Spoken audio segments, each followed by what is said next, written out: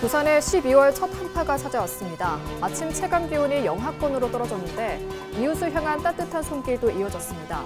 롯데 자이언츠 선수들이 이웃을 위한 사랑의 김장 담그기에 나섰습니다. 부산시가 내년에 역대 최대 규모인 국비 10조 2천억 원을 확보했습니다. 전년 대비 6% 증가한 수준으로 낙동강 유역 먹는 물 공급 체계 구축 설계비를 비롯해 첨단 산업 예산을 신규로 확보했습니다. 동남권 지역 소득이 있는 청년들의 권역 내 이동률이 전국에서 가장 낮은 것으로 나타났습니다. 권역을 넘어 수도권으로 이동할 경우 소득 증가율은 25.1%에 달했습니다.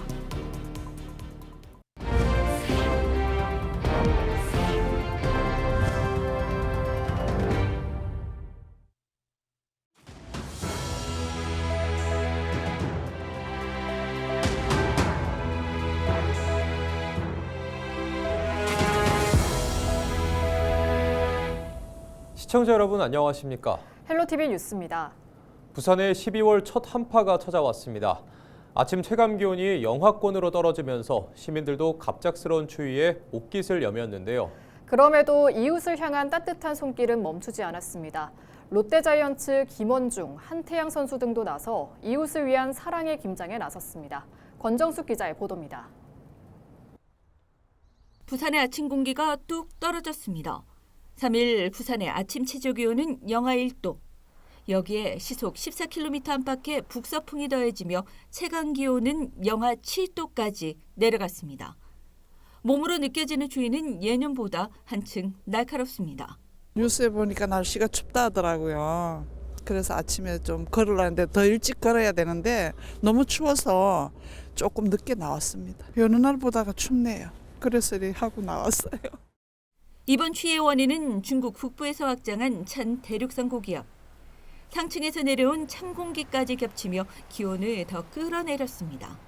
강한 찬 공기가 남하하고 바람도 강하게 불면서 3일 부산의 아침 최저 기온이 큰 폭으로 떨어져 추웠습니다. 4일은 3일보다 아침 기온이 1에서 3도가량 더 떨어지면서 부산 대부분 지역에서 영하권에 들겠고 바람도 강하게 불어 체감 온도는 더욱 낮아 춥겠습니다.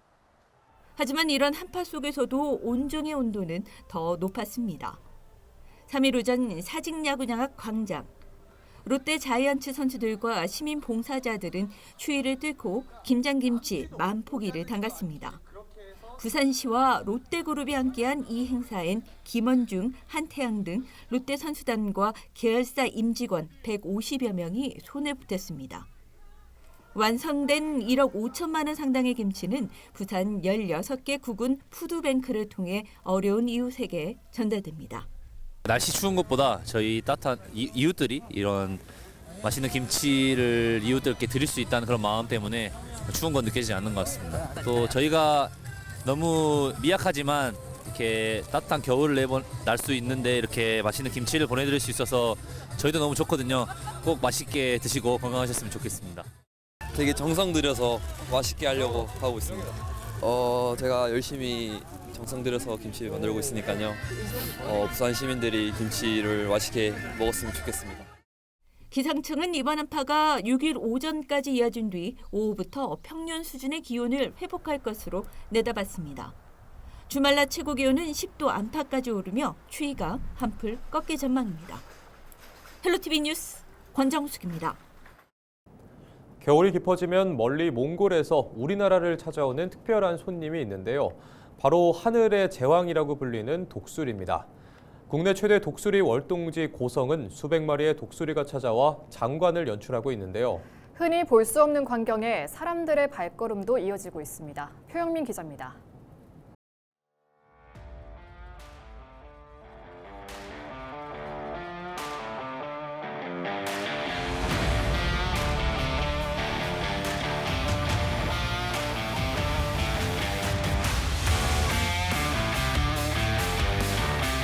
독수리들이 거대한 날개를 펼치며 하늘을 가릅니다. 들판에 먹이를 놓자 독수리들이 잇따라 내려앉아 먹이를 뜯습니다. 3,000km 떨어진 몽골에서 날아온 독수리들은 고성에서 겨울을 나는 귀한 손님입니다. 대부분 1, 2년 된 어린 개체들이지만 날개 길이는 3m가 넘습니다. 국내에서 독수리를 가장 가까이에서 볼 수 있는 고성에는 탐방객들의 발걸음이 이어집니다. 얘기를 들어본 적도 별로 없고 서울에서 살다 보니까 좀 기회가 없었는데 이렇게 이쪽 와서 직접 보니까 아주 감회가 새롭네요. 뭐 낙에 펼친 모습도 아주 장관이고 뭐 이렇게 떼거리로 와서 있는 거는 처음 봤습니다.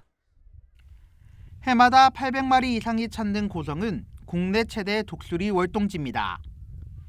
20여 년 전 고성에서 시작된 먹이주기 사업은 현재 김해, 파주 등 전국 12곳으로 확대됐습니다.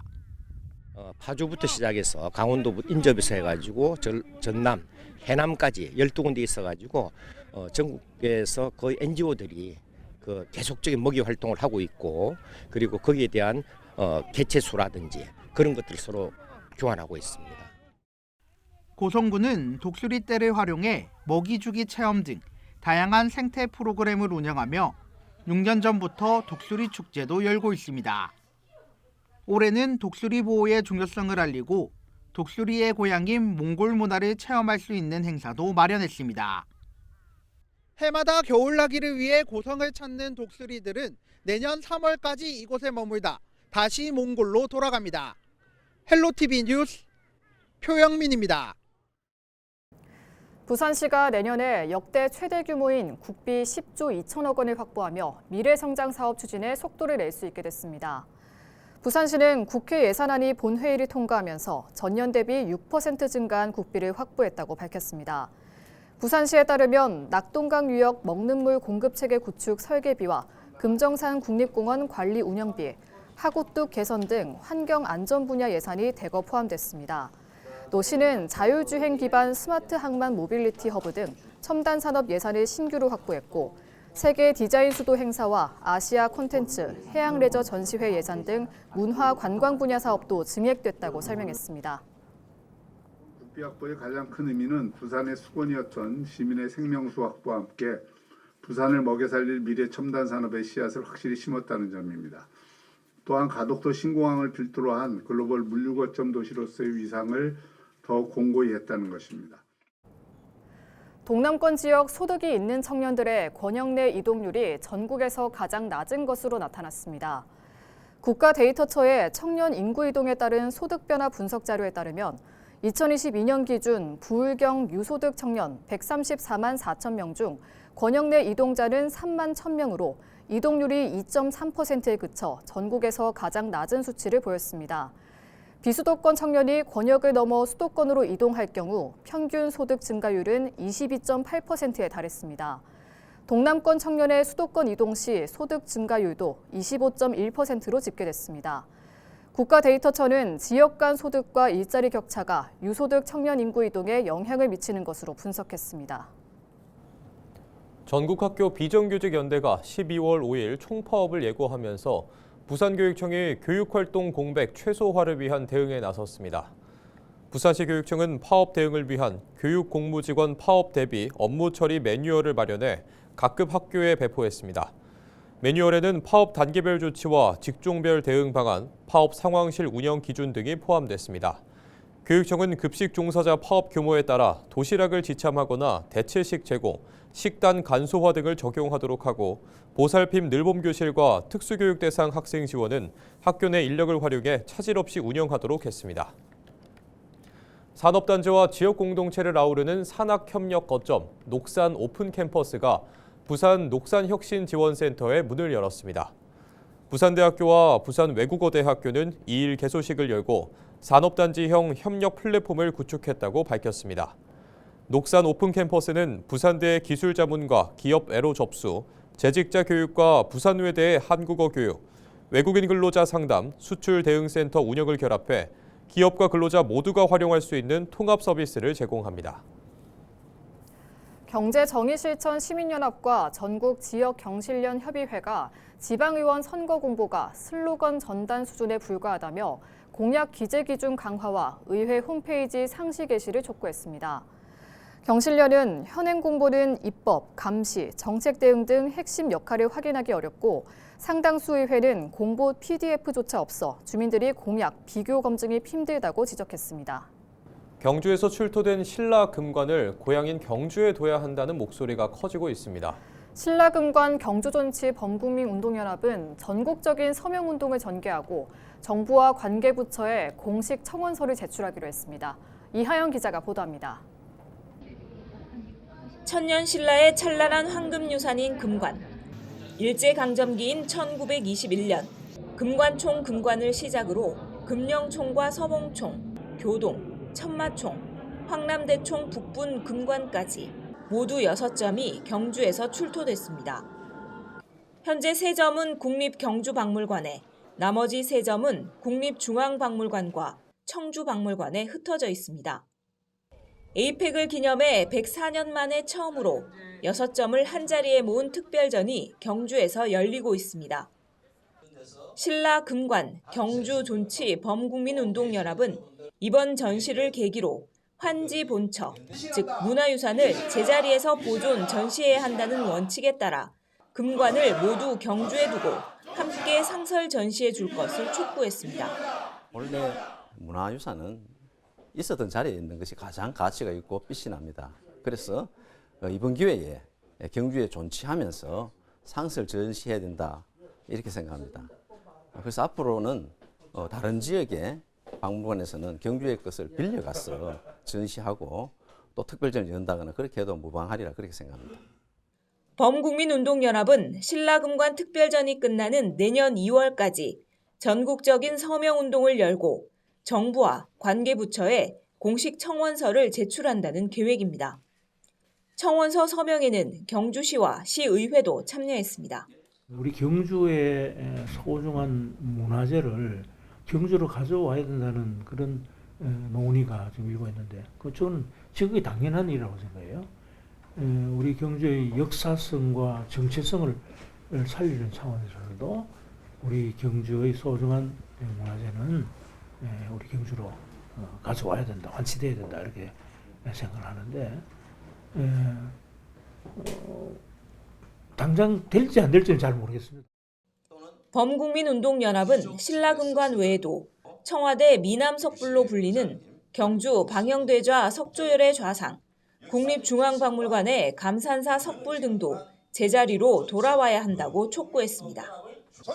헬로티비 뉴스 이하영입니다. 경남 진보연합과 전국 학교 비정규직 노동조합 경남지부 등 18개 경남 시민사회단체로 꾸려진 안전한 노동, 행복한 급식을 위한 100만 청원 경남운동본부가 학교 급식법 개정안의 통과를 촉구했습니다. 운동본부는 3일 경남교육청 앞에서 기자회견을 열어 학교 급식법 개정으로 급식 노동자의 안전과 인력 기준을 제도화하고 급식실 외주화를 중단해야 한다고 목소리를 높였습니다. 또 급식 노동자의 폐암 등 산업재해 근절을 위해 정부가 종합대책을 마련해야 한다고도 말했습니다. 이어 학교급식위원회 설치와 저임금 처우 개선 등을 주장했습니다. 경남에서는 지난 9월 25일부터 안전한 노동, 행복한 급식 100만 청원 운동이 시작됐습니다. 이일 기준 9만 5천 명의 도민이 청원 서명에 동참했으며 운동본부는 전국에서 모은 자료를 국회에 전할 예정입니다. 부산광역시의회 예산결산특별위원회가 4일부터 10일까지 부산시와 시교육청의 내년도 예산안 심사에 들어갑니다. 부산시 예산안은 17조 9,330억 원으로 올해보다 7.5% 증가했고 교육청은 5조 5,317억 원으로 3.7% 늘었습니다. 예결특위는 불효불급한 예산은 과감히 삭감하고 민생경제 회복과 취약계층 지원 등 필수 사업에 예산을 우선 반영할 계획입니다. 최종 예산안은 11일 본회의에서 확정됩니다. 해운대 스퀘어에서 11월 29일 공개된 겨울 캐릭터 콘텐츠가 방문객들에게 새로운 볼거리를 제공하고 있습니다. 해운대구는 해운대 스퀘어에서 조고미와 포포의 겨울 이야기를 선보였습니다. 천운을 형상화한 캐릭터와 크리스마스 소품 연출을 3D 아나모픽 영상으로 구현해 2월까지 상영됩니다. 해운대 스퀘어는 국내 최초 바다와 어우러진 5개 광고물 자유 표시 구역으로 그랜드조선 부산 호텔 외벽에 설치된 가로 25m, 세로 31m 규모의 공면 전광판을 통해 관광객들에게 이색 콘텐츠를 제공하고 있습니다. 뉴스를 마칩니다. 고맙습니다.